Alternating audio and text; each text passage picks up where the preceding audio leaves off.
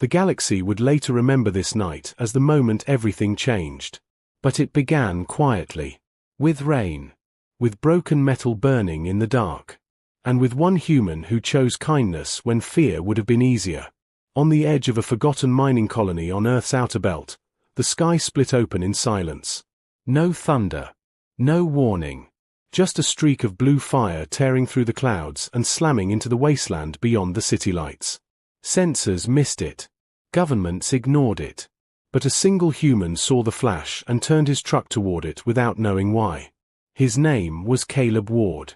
Caleb was not a soldier. He was not a scientist. He was not important in any way the galaxy usually cared about. He repaired power grids for abandoned settlements, patching old systems together with stubborn patience and human creativity. People called him when things were broken and everyone else had given up. That night, something was very broken. The crash site lay in a crater of smoking glass and twisted alloy. The ship was small, elegant, and shattered, nothing like human designs. Symbols flickered and died along its surface, glowing briefly before fading like dying stars. Caleb stepped closer, heart pounding, breath shallow. Every instinct screamed at him to run. Aliens were not myths anymore. Everyone knew that. First contact had happened years ago, and it had not gone well. Most alien species treated humans as weak, reckless, and disposable. Still, Caleb grabbed his medkit and moved forward. That was when he saw her. She lay half buried in ash and broken metal. Tall. Pale-skinned. Blood the color of liquid silver soaked into the ground beneath her. Strange markings shimmered faintly across her arms, pulsing like they were alive. Her breathing was shallow, uneven. She looked fragile. Very fragile. Caleb swallowed. "Hey, you alive?" No answer. He knelt beside her, careful, slow. He had worked on machines his whole life, but wounded bodies all followed the same rules. Bleeding was bleeding. Pain was pain. He wrapped a stabilizer band around her side. The device sparked, then adapted, changing its output without instruction. Caleb blinked. "Heh. Guess you like that." Her eyes fluttered open. They were not human. They burned with layered light, gold, violet, deep endless black, like looking into a storm trapped inside a star. For a split second, something ancient looked back at him. Something vast. Then it faded. She gasped, weak, disoriented, clutching his arm with trembling fingers. "Easy," Caleb said quickly. "You crashed pretty hard. Don't try to move." Her grip tightened. Panic flashed across her face, followed by confusion. Her gaze darted around the crater, the broken ship, the unfamiliar sky. "You are," she whispered, voice cracked and raw, "human." "Last I checked," Caleb replied. "Name's Caleb. I fix broken things." She tried to laugh. It came out as a cough. "You should not be here," she said. "Yeah," Caleb muttered, adjusting the bandage as it synced fully to her biology. "People tell me that a lot." The device glowed brighter. Her wound began to seal, not fully, but enough. Caleb stared in shock. "Okay," he breathed. "That's new." Her breathing steadied slightly. She watched him closely now, eyes sharp despite her condition. "You are not afraid," she said. Caleb shrugged. "I am. Just doing it anyway." That answer made her go still. Across the galaxy, fear defined how species treated one another. Power decided worth. Weakness invited cruelty. Mercy was a lie used by the strong. Humans were supposed to understand this better than anyone. Yet here was one, kneeling in the dirt, offering help with no demand in return. "What is your name?" she asked. "Caleb," he said again. "And yours?" She hesitated. Long enough that he thought she wouldn't answer. "Astrea," she said finally. The name carried weight. Caleb didn't feel it, but the universe did. Far away, deep space relays began screaming alarms. Royal fleets shifted course. Ancient treaties activated for the first time in centuries. The empress of the Stellar Dominion was missing. and she was bleeding in the dirt on a human world. Caleb helped Astrea to her feet. She leaned heavily on him, lighter than she looked, her strength clearly failing. "My ship," she murmured. "It cannot fly." "I figured," Caleb said, glancing at the wreck. "You've got a better chance if we get you somewhere safe." She studied his face. Not his species. Not his technology. Him. "You gain nothing by helping me," she said. Caleb smiled tiredly. "Yeah. But you needed help." That answer settled something inside her. They reached his transport truck, a patched-together mess of human engineering, reinforced with scavenged parts and stubborn ingenuity. The door hissed open, lights flickering to life. Astrea hesitated at the threshold. "Human," she said quietly, "do you understand what you are choosing?" Caleb paused. Thought of debts. Of favors. Of how the galaxy worked. Then he shook his head. "Nope. But I know what kind of person I don't want to be." He helped her inside. As the truck pulled away, Astrea rested her head against the seat, eyes closing. Her consciousness drifted, but her mind raced. For the first time in her long, violent reign, she was powerless. And she was being protected by the weakest species in the galaxy. Back at the crash site, hidden beneath cooling ash, the remains of her ship pulsed once, sending a final encrypted signal outward. Location confirmed. Status: Empress alive. Threat level: unknown. Species involved: human. The galaxy listened. And for the first time, it paid attention to humanity, not with contempt, but with fear. The human city slept as if nothing had changed. Lights blinked. Trains ran late. Somewhere, a child laughed at a broken cartoon. Earth had no idea that the most powerful being in known space lay hidden inside a repair bay on the edge of town, breathing slowly while machines never meant for her species struggled to keep her alive. Caleb hadn't taken Astrea to a hospital. Hospitals asked questions. Instead, he brought her to the place he trusted most, his private workshop. A reinforced steel structure buried beneath layers of scrap, shielding, and old mining equipment. It was ugly, inefficient, and completely invisible to anyone not looking for it. Which, unfortunately, the galaxy now was. Astrea lay on a workbench padded with thermal blankets. The silver wound across her side had stopped bleeding, but the skin around it shimmered strangely, like it couldn't decide what form it wanted to hold. Caleb worked quietly.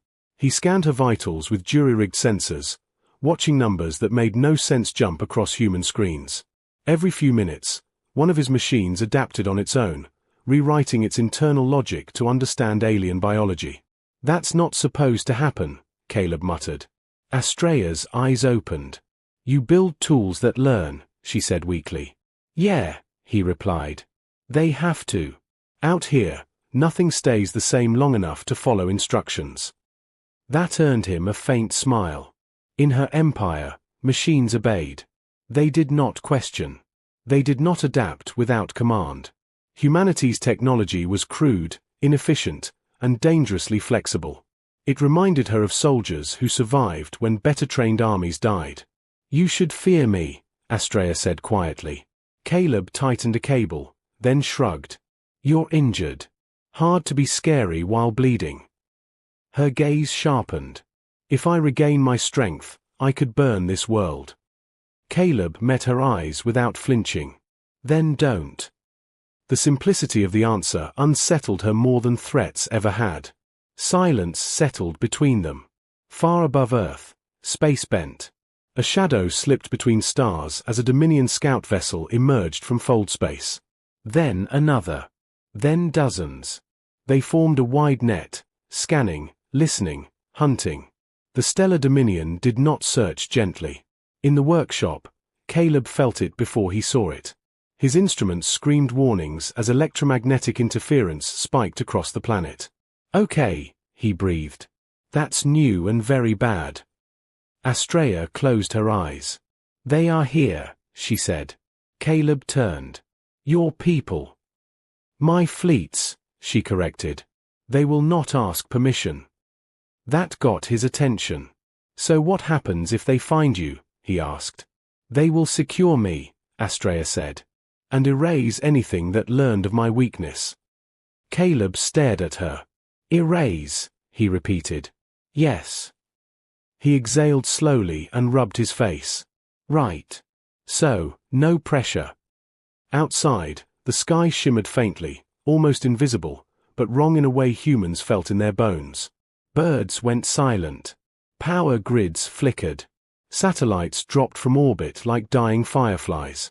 Caleb's workshop sealed itself automatically, layers of human countermeasures activating without instruction.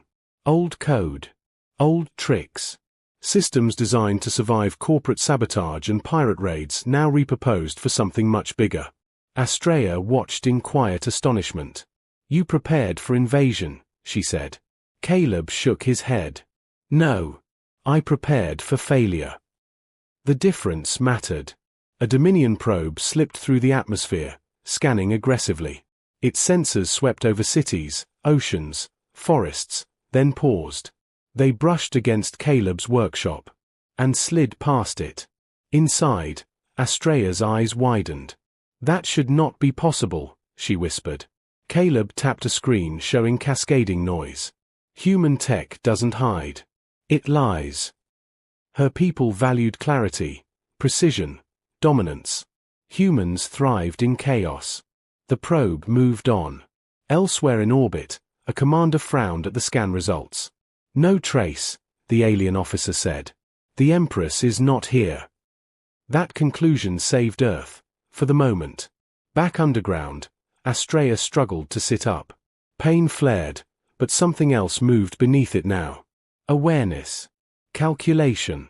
You are altering my fate, she said. Caleb offered her water. You're welcome. Her lips curved faintly. You are also altering yours. A deep tremor rolled through the ground as a Dominion cruiser passed low overhead. Its presence pressed against the planet like a god's hand. Caleb swallowed. I don't suppose asking them nicely to leave would work. They do not negotiate with lesser species, Astrea said. Caleb's jaw tightened. Well, he said quietly, that's going to be a problem. Because humans had a long, bloody history of dealing with forces that refused to negotiate. And they had survived, every one of them. Astrea looked at him, not as a patient now, but as a variable. Perhaps even a weapon. For the first time in centuries, the Empress of the Stellar Dominion wondered something dangerous. What would happen if humanity ever stopped being underestimated? And above Earth, the Dominion fleets adjusted their formation. The hunt was far from over. By the third day, Astrea could stand on her own. Not without pain. Not without effort. But she stood, tall, composed, regal even in a dim human workshop surrounded by scrap metal and half-dead machines. The wound along her side had sealed into a faint silver scar, still glowing softly, as if her body remembered the violence that shaped it. Caleb watched her move with professional concern and quiet awe. You're healing fast, he said. Astrea nodded. Slowly, for me. That sentence carried a weight he did not yet understand. Outside, the Dominion fleets tightened their net. The sky above Earth shimmered more often now. Communications stuttered. Global systems hiccuped under pressure no one could explain. Human governments argued. Militaries mobilized without knowing what they were mobilizing against. Humanity was afraid. And that fear made them unpredictable. Caleb's workshop had become a pocket of calm in a world edging toward panic. He slept in short bursts. Ate when he remembered. Every spare moment went into reinforcing shields, rewriting code, and adapting old tech in ways its original designers would never recognize. Astrea observed it all in silence. You do not wait for orders, she said one night. No one's giving any, Caleb replied. So we improvise. In her empire, improvisation was punished. Doctrine ruled. Flexibility was weakness. Yet every human system around her functioned because someone, somewhere, had assumed things would go wrong. That assumption had kept her hidden. Dominion scouts returned again and again. Each time, human systems shifted, noise patterns changed, heat signatures altered, false positives bloomed across the planet like decoys. The Dominion grew frustrated. Their scans said Earth was loud, chaotic, inefficient. They did not realize that was exactly why they were failing. They think in straight lines, Caleb muttered, studying a star map filled with distorted signals. So we bend. Astrea leaned closer, eyes narrowing. You are outplaying a galactic empire with scrap and intuition. Caleb smirked. Welcome to Earth. The moment broke when a warning siren screamed. A direct signal punched through the interference. Sharp, clean, imperial. Astrea stiffened. They are hailing me, she said. Caleb froze. You sure that's a good idea? They will not stop until they hear my voice, she replied. If I remain silent, they will escalate. The word hung between them. Escalate. Astrea stepped to the console. The moment her hand hovered over the interface, Caleb realized something. You don't have to, he said. She paused. In my empire, she said slowly, hesitation is death. He met her gaze. On Earth, sometimes it's survival. She considered him, this human who had defied protocol, power, and fear with nothing but stubborn compassion. Then she opened the channel. The workshop filled with light as a towering holographic figure appeared, an armored Dominion commander, eyes burning with controlled fury. Empress, the figure said, bowing deeply. You are injured. Return immediately. I am alive, Astrea replied evenly. That is sufficient. You are on a human world, the commander continued. They are not to be trusted. Caleb folded his arms. Your fleet violates neutral space, Astrea said. Withdraw.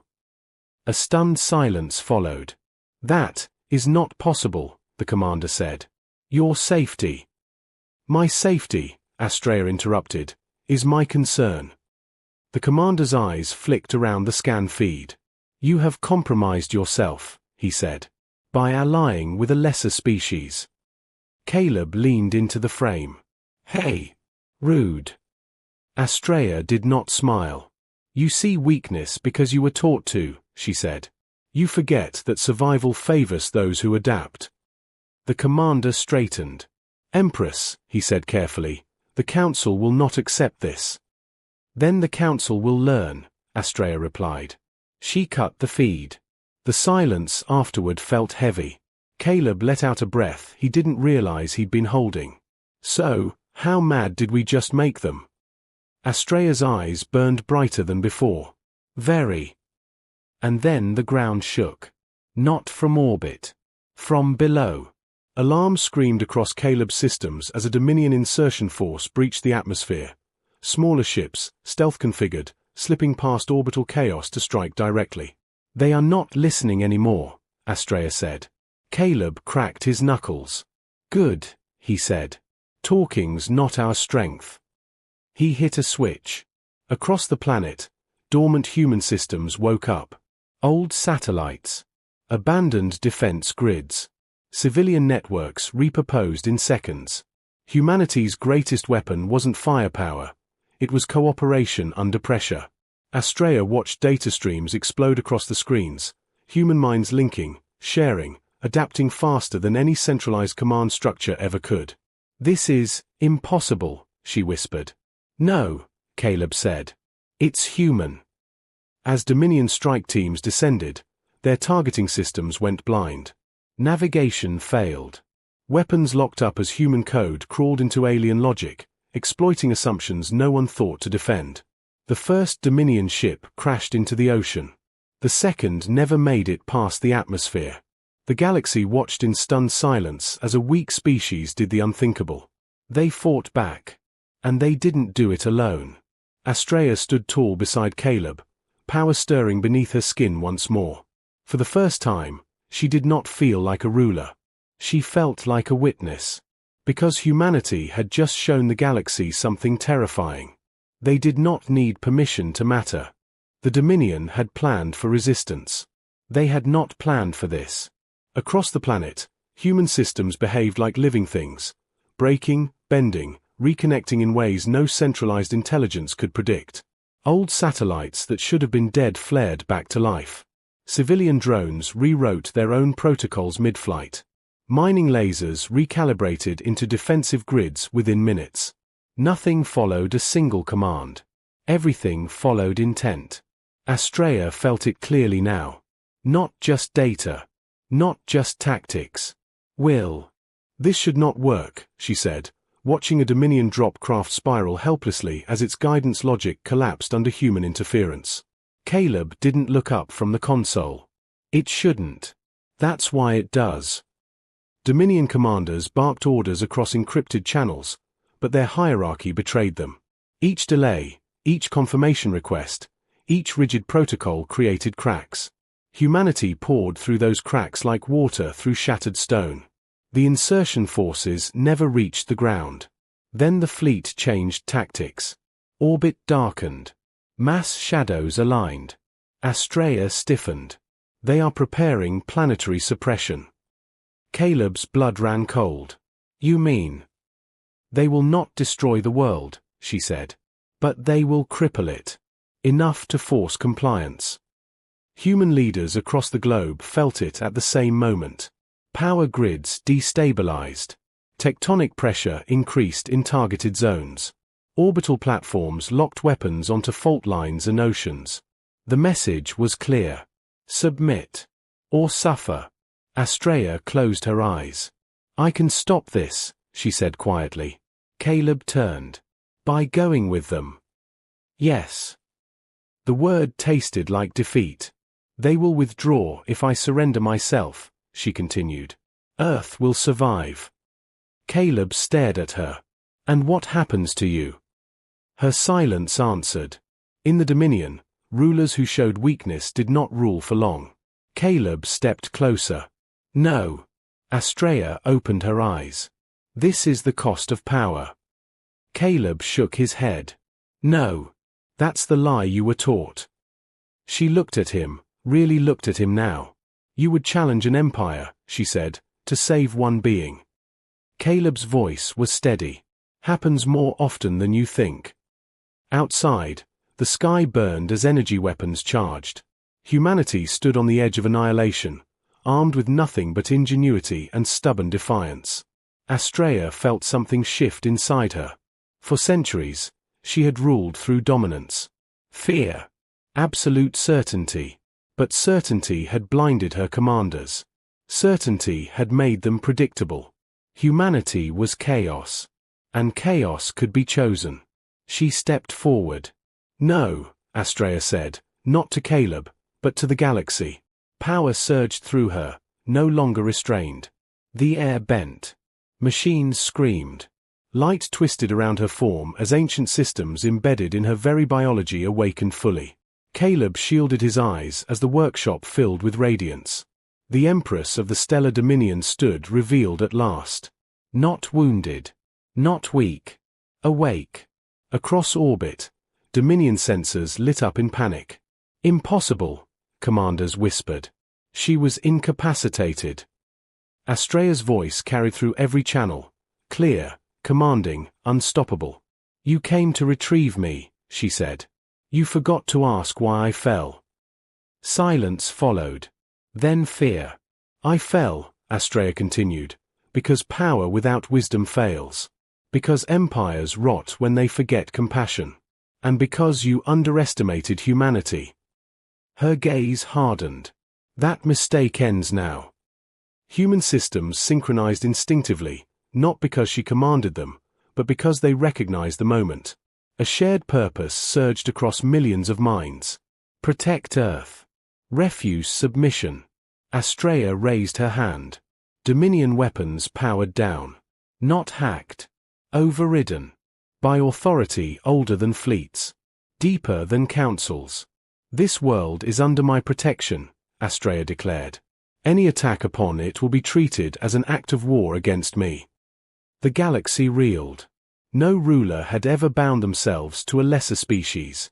No empress had ever chosen allies over subjects. Caleb exhaled slowly. Well, he said, voice shaking just a little, that escalated. Astrea glanced at him, and smiled. You taught me something, human, she said. Strength does not require cruelty. In orbit, Dominion ships began to retreat. Not because they were ordered to, but because they finally understood. Humanity was no longer alone. And the galaxy had just learned the most dangerous lesson of all. A species that refuses to kneel cannot be conquered. The retreat was not loud. No explosions. No final shots. Just silence, heavy and stunned, as Dominion ships folded away from Earth one by one. Space bent, stars flickered, and then they were gone. The pressure lifted. The sky cleared. Power grids stabilized. Earth survived. Across the planet, humans stared upward, confused, shaken, alive. In Caleb's workshop, the light faded as Estrella let her power settle. The air stopped vibrating. Machines rebooted. The world became normal again. Caleb leaned against a workbench, legs weak. "So," he said, forcing a smile, "is this the part where the galaxy explodes anyway?" Estrella shook her head slowly. "No. This is the part where it hesitates." She looked smaller now. Still regal, still unmistakably powerful, but no longer distant. No longer alone. For the first time in her long existence, Estrella felt something unfamiliar. Relief. "You saved this world," she said to Caleb. He frowned. "Pretty sure we did that together." "That," she replied, "is exactly my point." News spread quickly.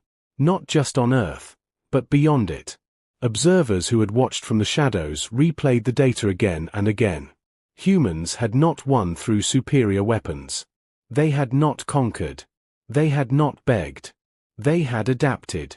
They had protected one of their own, without knowing her value. That terrified the galaxy. Estrella stood before a planetary council broadcast days later. Not as a conqueror. Not as a distant ruler. But as a witness.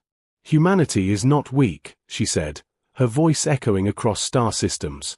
"They are unfinished. They break. They rebuild. They cooperate when centralized power fails. And they show mercy even when it costs them."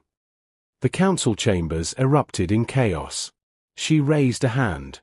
"I will not rule through fear anymore," Estrella continued. "Any empire that seeks survival must learn from humanity, not dominate it." Treaties shifted overnight. Borders softened. Fleets repositioned, not to threaten, but to watch carefully. Earth was no longer a backwater. It was a question. Back on the planet, life slowly returned to normal. Trains ran late again. Children argued over games. Someone deep-fried something they definitely shouldn't have. Caleb returned to work fixing broken systems. One morning, Estrella stood beside him, looking out over the rising sun. "My presence endangers you," she said. "If I stay, Earth becomes a target." Caleb nodded. "Figured." "I must return to the Dominion," she continued. "But not as I was." He tightened a bolt, then looked at her. "You'll be back." It wasn't a question. Estrella smiled, soft, real. "Yes." She paused. When the galaxy is ready to speak instead of command. Before she left, she placed her hand over his heart. "Not as an empress. As a friend. You showed me what strength truly is," she said. "Humanity will never be underestimated again." And then she was gone, her ship lifting silently into the sky, leaving no scorch marks behind. Caleb watched until it vanished. Weeks later, the first official human embassy opened beyond Earth's orbit. Months later, human engineers were invited to alien worlds, not as labor, but as partners. Years later, historians would mark this as the turning point. Not the day humanity discovered the stars, but the day the stars discovered humanity. Because the galaxy learned a simple, terrifying truth. A species that chooses kindness when it holds no power will be unstoppable when it finally does.